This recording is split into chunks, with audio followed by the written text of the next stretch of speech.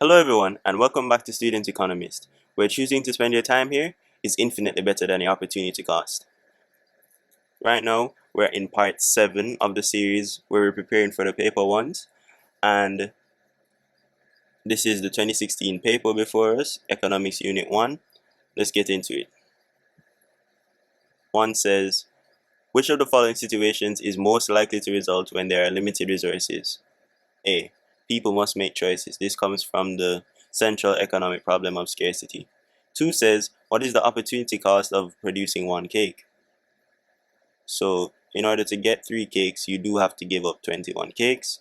So say 3 cakes equal to 21 loaves. How many loaves do you have to give up to get 1 now? We do 3x is equal to 21, which means that we'll have 7 loaves of bread have to be foregone in order to get 1 cake. The use of land to build hospitals reduces the amount available for factory construction. This best illustrates the concept of B, scarcity.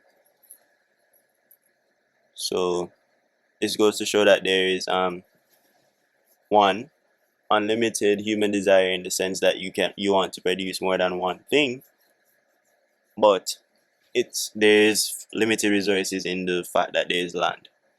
Which of the following production possibility frontiers illustrates constant return? As you can see, constant return is, we're looking for that type of diagram right there, a diagonal line, and that is D. Okay, next, which of the following measures is an example of a price ceiling? That is A, rent control. B would be a subsidy which shifts the curves to the right. Tax would be a shift the curve to the left this time, and that would not be a price ceiling. And D would be a minimum wage law, which would be a price floor. Due to technical problems being experienced at the CMC bauxite plant, Mr. Brown, an engineer, suffered a pay cut. It was noticed shortly after that he purchased less fish fillets and more chicken parts. What type of good is fish fillet? So as you can see, Mr. Brown had a pay cut and there was less fish fillets. So you find that with fish fillets it would be a normal good because there's a direct relationship between the consumer's income and the quantity demanded for the normal good. So as you can see, when his income goes down, he purchases less fish fillets. So that's direct. So there would be C.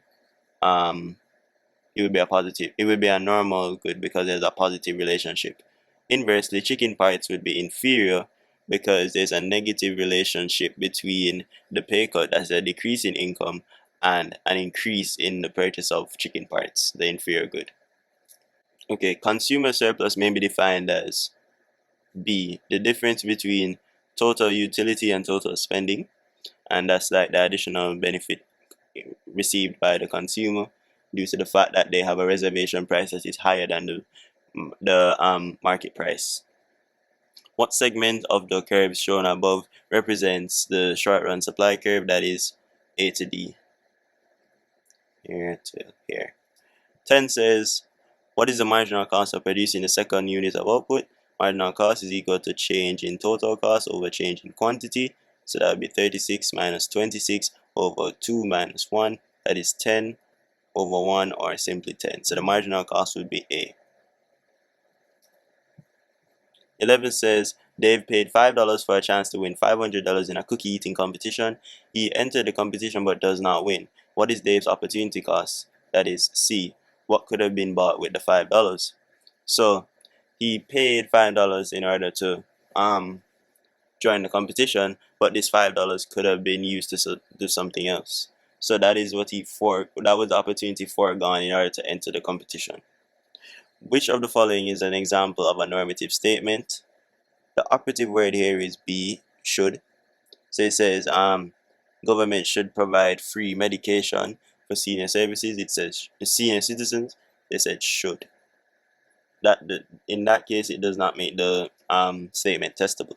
All these other statements are testable because they're backed in economic concepts, but this is not testable should indicate that it's not a testable statement.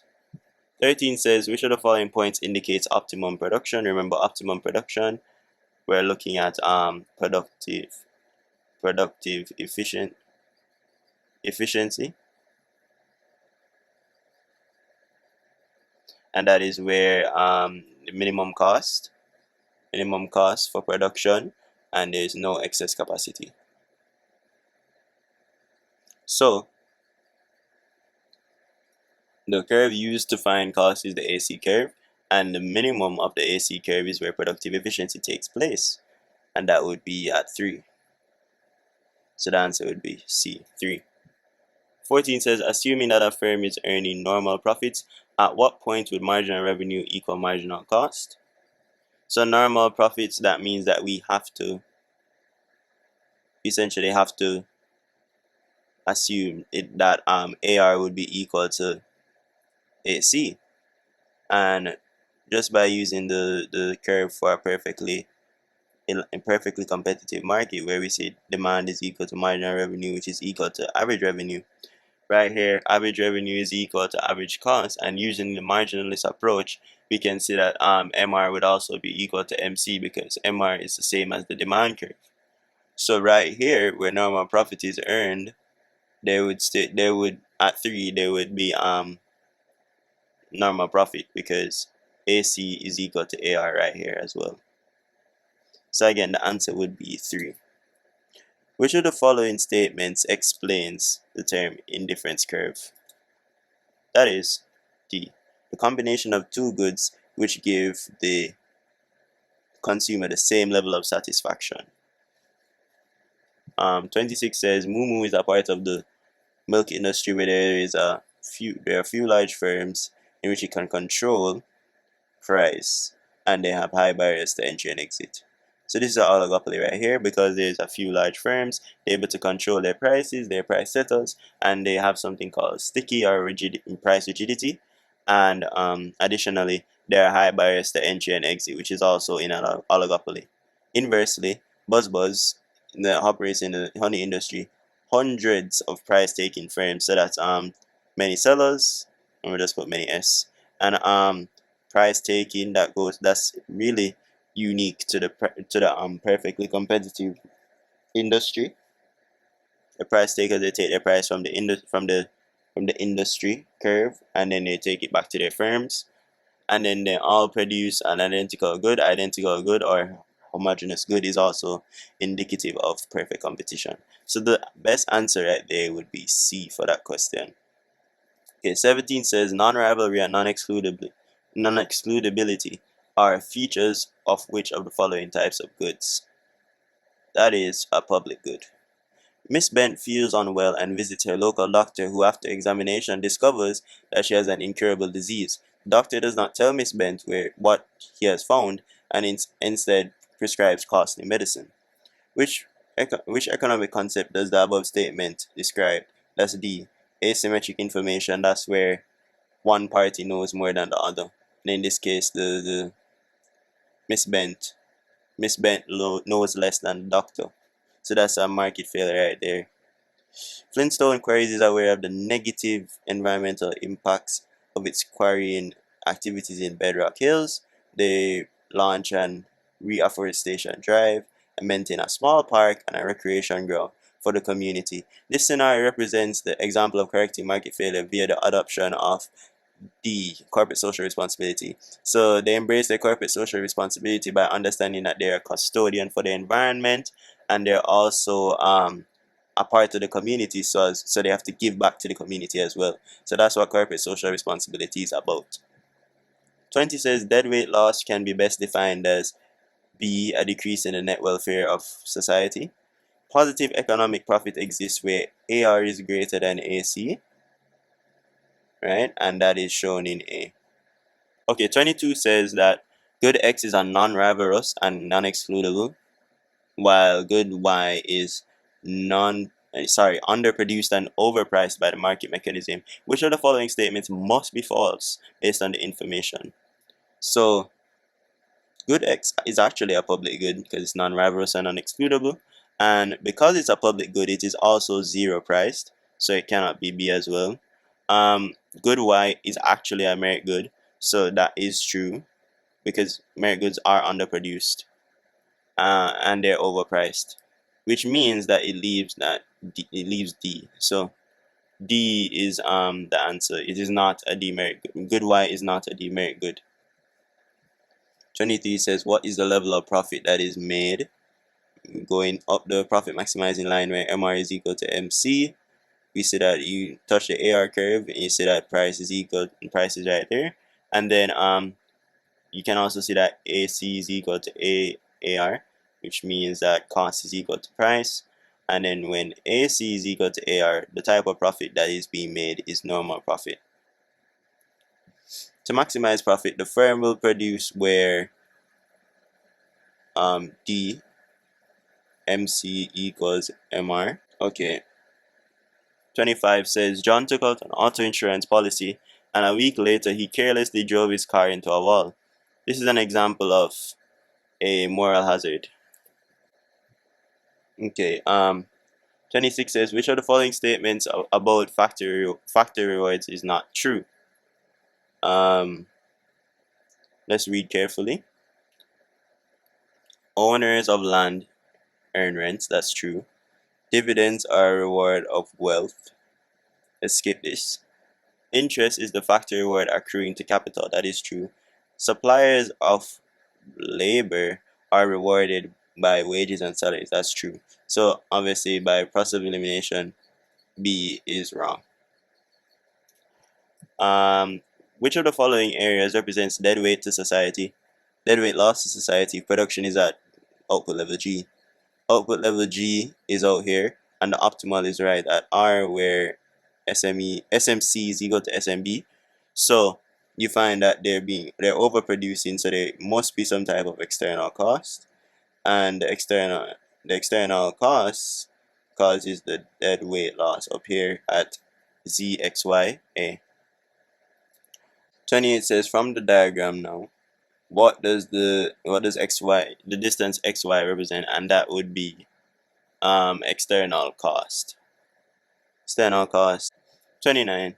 Two products, bananas and plums, cost exactly the same to produce. However, plums give twice as much satisfaction as bananas. If allocative efficiencies to exist, it would be B, twice as much plums as bananas should be produced. 30 says, in a perfectly competitive market, a firm can earn abnormal profit in the short run where average revenue is supposed to be more than average cost. Alright, so, okay, let's look. So the answer would be A, yes. The factors of production are enterprise, land, capital, and labor. Which of the following represents the reward for these factors of production in the correct sequence? So I should be seeing profit, rent, interest, and wages. So that would be C. Longevity is a component of which of the following measures? And that would be B, the Human Development Index. Remember, longevity, knowledge, and real GDP are all three aspects looked at in the HDI. The demand for factor production is a derived demand. That means that the demand for the factor comes from the demand for the product that the factor makes. Which of the following countries has the greatest inequality of income distribution? And that would be D. That is S with a Gini coefficient of 0.9. The closer you are to 1, the more unequal the income distribution, more uneven the income distribution. Which of the following factors is likely to cause an increase in the wage rate of construction workers? And that would be A. Which of the following concepts does the shaded area in the triangle represent? That is B, economic rent. 37, by examining the shaded portion, by examining the portion of the entire area that's shaded, an economist can determine the Gini coefficient. Mr. and Miss Smith can afford to send their children to school, buy groceries, and pay their rent. However, they cannot afford to save or even own a car. This situation is an example of C, relative poverty.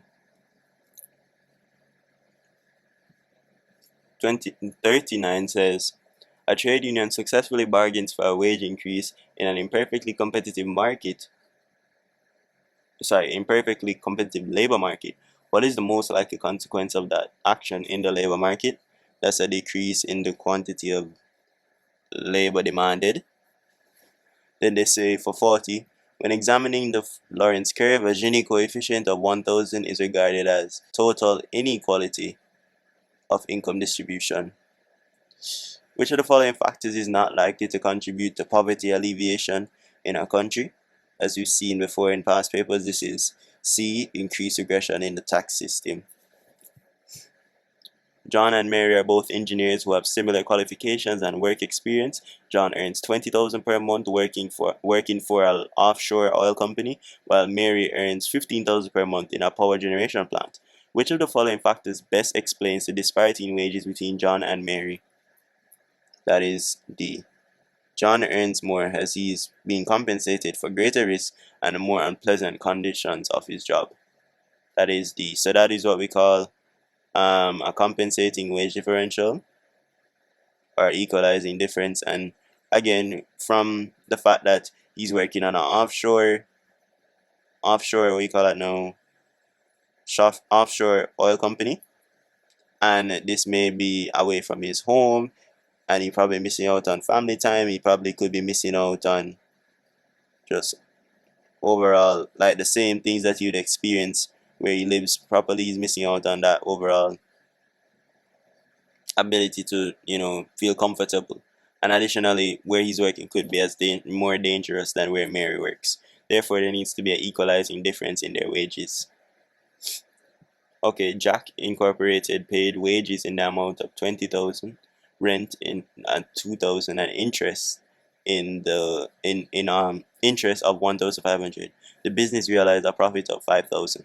For the factor of production capital, how much did Jack Incorporated pay? And that's 1,500. Remember that capital accrues interest, land accrues rent, labor accrues wages, and enterprise or entrepreneurship accrues profit. For the factor of production entrepreneurship, how much did Jack Incorporated pay? And that would be 5,000.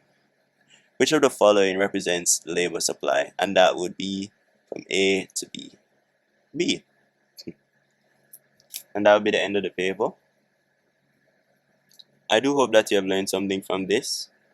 Please remember that the price to learn is 0, so raise your demand for excellence.